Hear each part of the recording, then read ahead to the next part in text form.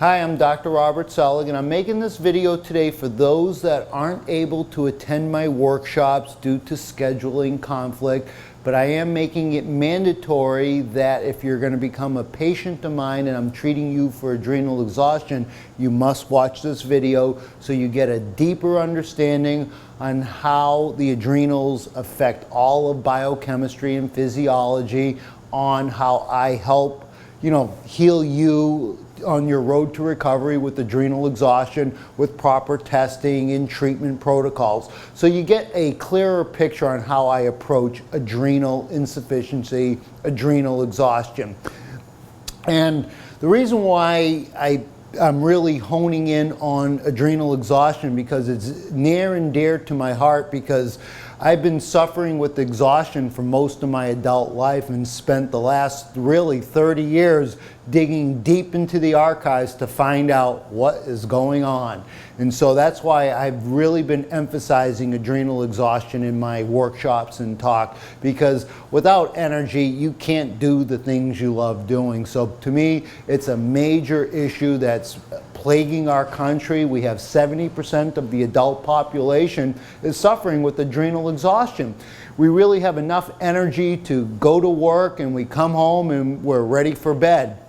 And so today's theme, we're getting into adrenal exhaustion syndrome. And we're going to talk about the causes, the symptoms, testing, and how I can really help you recover from the plague of our age, the epidemic of our country, adrenal exhaustion syndrome. So really, we need to really know what the adrenal glands are, because if we don't understand how important these little glands are, it's about the size of a walnut right here that sits on top of the kidneys. So think of the adrenals. That's what adrenalizes you, makes you stand up.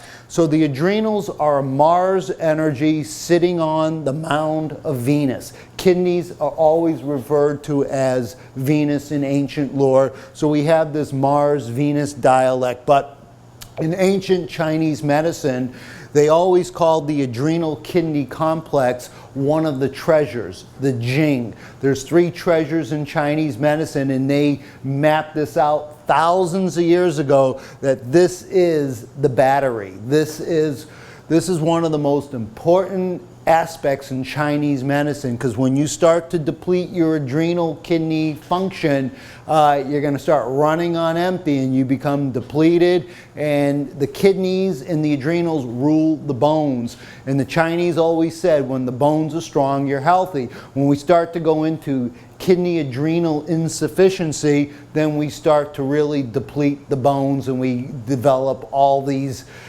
problems associated with the bones, from arthritic stuff to making your blood and your immune cells. So this is the connection that we want to see, how important this gland and this complex is, because it's one of the keys to vitality, health, and longevity. So we need to really understand how important these glands are.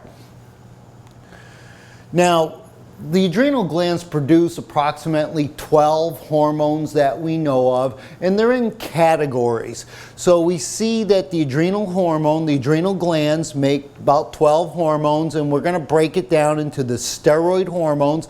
The steroid hormones are giving us our corticosteroids. When we think corticosteroids, glucocorticoids, glucose, sugar, corticoid, cortisol. So we have to understand this mechanism, because when we're talking about energy, cortisol in the thyroid, so we have a thyroid component and we have the adrenal component. So the adrenals are making the cortisol. The cortisol goes to the liver to release the stored glycogen. That stored glycogen is our glucose store. So cortisol goes to the liver to release the glycogen so we can get the glucose into the blood system. And the thyroid hormone, thyroxine, T3, is what utilizes and burns the sugar. So that's the adrenal, that's the thyroid adrenal connection. And they're intimately connected. So we need to understand this. So cortisol is a big player in this.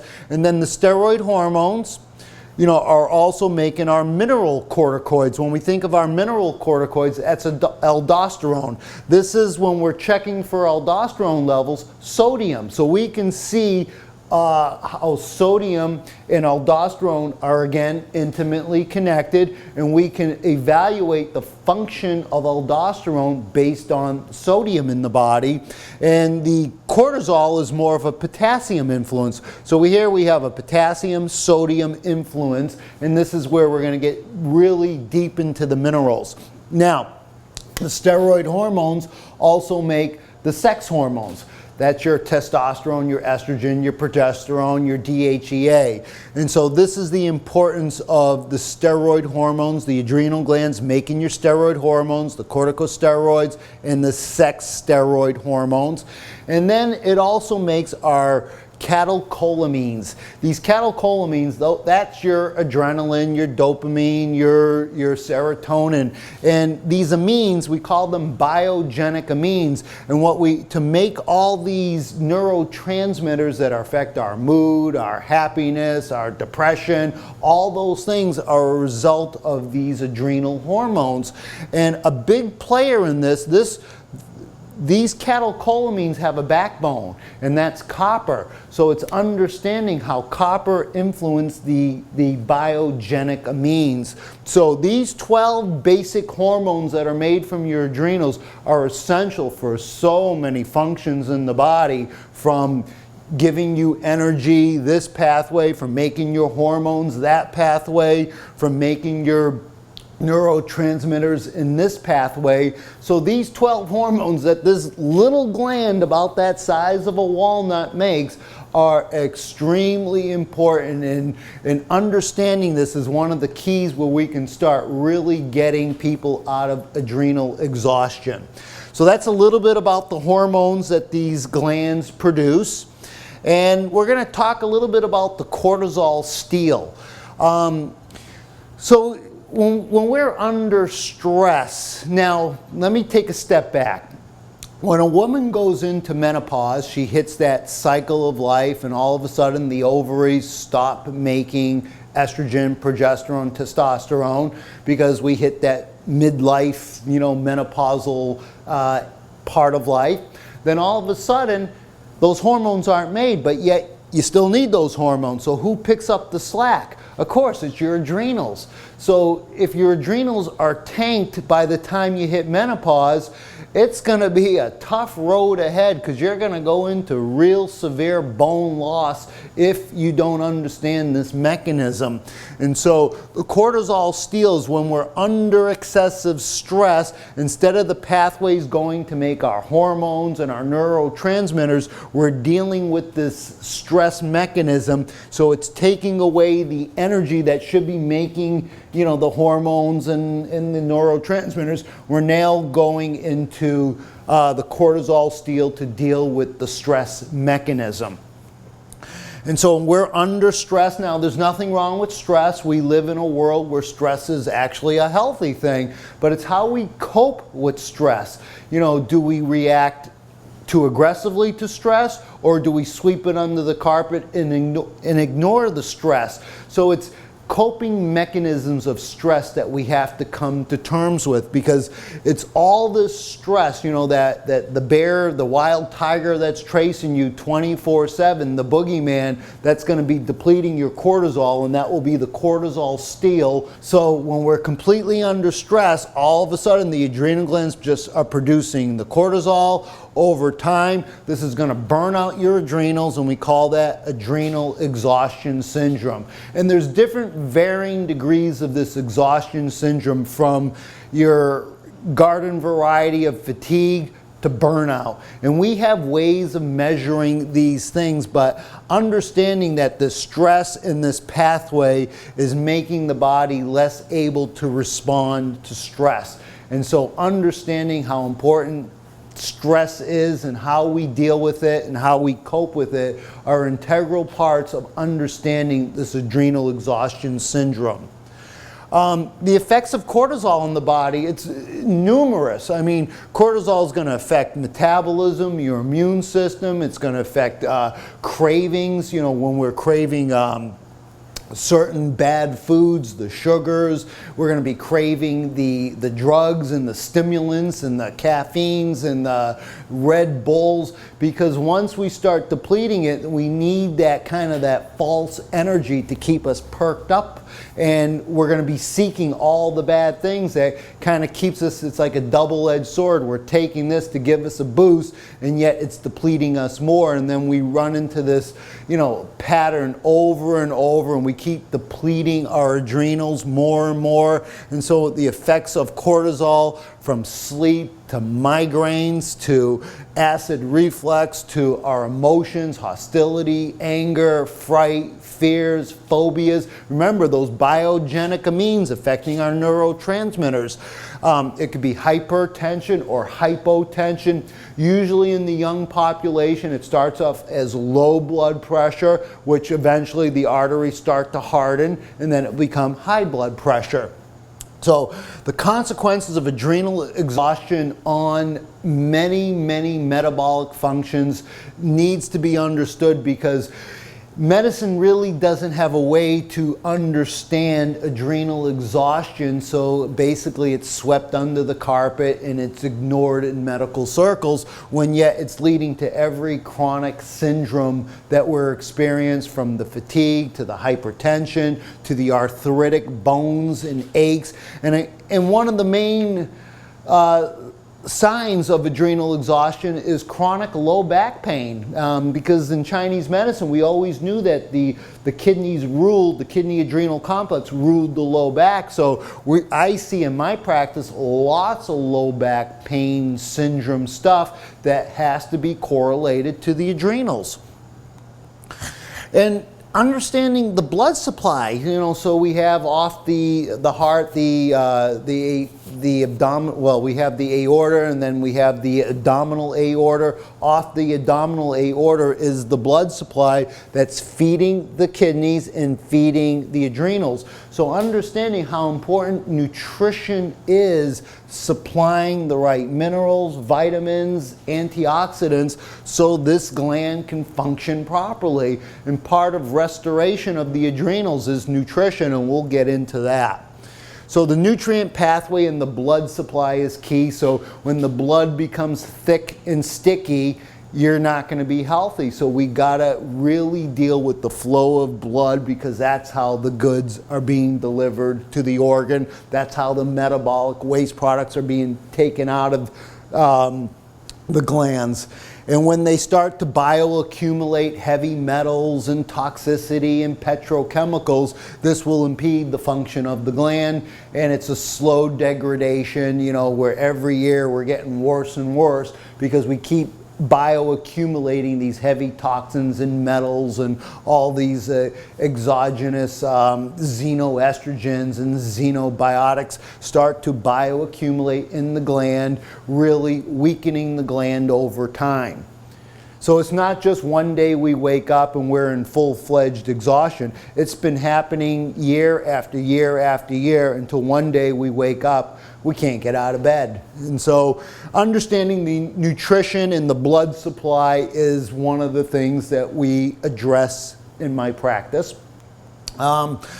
Causes of adrenal burnout. Well, number one is excessive stress. Now, like I alluded to earlier, stress, there's nothing wrong with stress, but it's our coping mechanisms on how we deal with stress. Do we act too aggressively, or do we not act adequately enough? And so there's a fine line on how we deal with stress. And so if we're taking the stress and we're taking the hit after hit after hit, and we're not dealing with it, you know, unconsciously our body is, and it's going to pay the price. So we have just kind of the emotional, psychological stresses that are a huge player in this. And when we start to go into burnout, we're not able to deal with our relationships, our children, our wife, our friends, our co-workers, because we just don't have the energy. So it's important understanding the emotional component to this. We also, one of the main causes is nutritional deficiencies.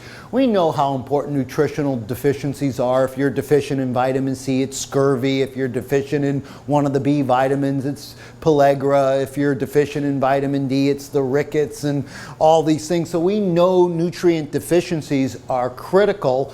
And so understanding the importance of nutritional deficiencies is key. You know, if you don't have selenium, you're not going to be able to convert inactive thyroid hormone to active T3 hormone. That's selenium dependent. If you're deficient in zinc, zinc sends a signal to the hypothalamus. Without zinc, that hypothalamus starts to lose its mechanism of sending signals through the body.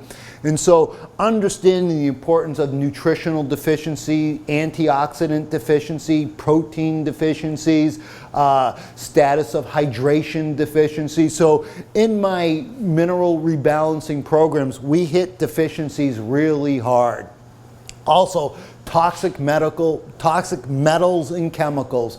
So when they say get the lead out, it's not just get the lead out, it's get the cadmium out, get the mercury out, get the biounavailable copper out, get the bad iron out.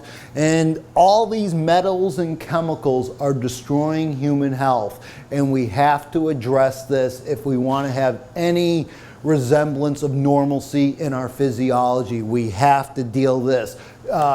And the mantra of the day is detoxification. If we're not detoxing, we're not going to be dealing with these heavy metals and these chemicals. Chronic infections. If we're plagued with chronic infections, all the energy is going to be going to dealing with these chronic infections, and you go on survival mode, and it leaves you in a slow oxidative oxidative level of energy, and you just start tanking very early in life, and you just don't have the energy because we're always, the body's fighting these infections. What kind of infections? Tooth infections, gut infections. I mean, we are plagued with infections. So we need to test for infections. Stimulants, you know, it's again, this is the chicken or the egg. We're reaching for the coffee and all the stimulants because we're on low energy. So once we fix the biochemistry, then the need for the sugar and the carbohydrates and the stimulants, they start to diminish. But this is why, fix the biochemistry. Again, we talked about the unhealthy response to stress. So it's taking accountability for the actions in your life. So it's not just fix the biochemistry. We have to first fix the biochemistry so we can have the fortitude and the strength to deal with the emotional highs and lows of life. So it's a complex system, but putting it all together is the key. So we always want to look at the body from a whole point of view. And one of the main areas is congenital weak adrenals, and that was my source of adrenal exhaustion. I was born jaundiced. I was born kind of under a lot of stress, and I've been battling this, you know, most of my adult life, and this is why I've gone deep into the archives to study everything on how to restore my adrenals, and I made it #1 priority. Did not want to go through life, you know, having low energy, not, you know, just kind of going into my shell and walling myself off. That's not a way to live. But when you're in burnout, those are the things that you do. You don't have the energy to deal with, you know, relationships and dealing with the emotions of life and dealing with work, and you just start to, you become walled off really because your energy is so low, you lose those coping mechanisms. So these are some of the causes of adrenal burnout, and this was part 1, just giving you an introduction to adrenal burnout and some of the causes. And so in part 1 we go over the basics, and I look forward to seeing you in part 2. Thank you.